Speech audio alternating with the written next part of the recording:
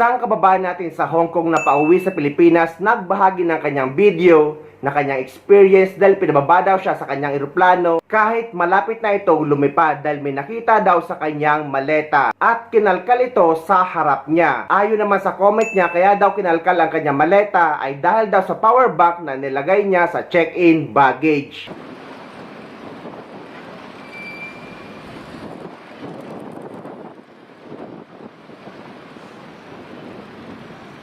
Aberya pa kung gamit ko. Ano ba yan? Something wrong. Ano kaya nangyari?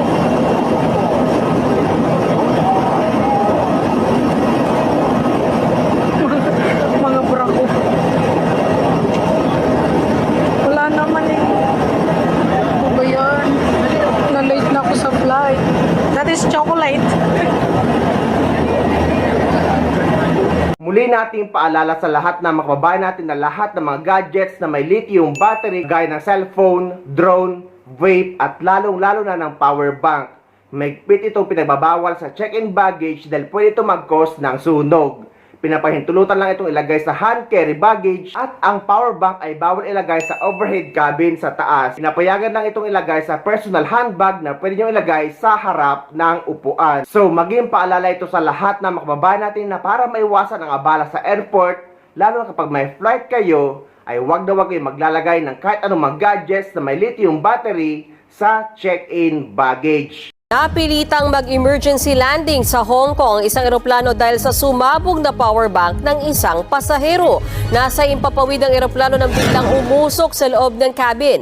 Agad dinabisuhan ng crew ang piloto na nagdesisyong mag-landing muna. Papunta sana ang Royal Air Philippines Flight RW602 sa Shanghai, China galing sa Katiklan. Wala namang nasaktan. Wala pang pahayag ang airline. Base sa listahan ng Office for Transportation Security, sa hand carry bags pinapayagang ilagay ang mga power bank. Pero depende pa rin sa airline kung gaano kalaki ang papayagan. Ipinagbabawal naman ito sa mga check-in luggage. Ang power bank ay karaniwang gawa sa lithium-ion batteries na maaring sumabog kapag sobrang taas ng temperatura.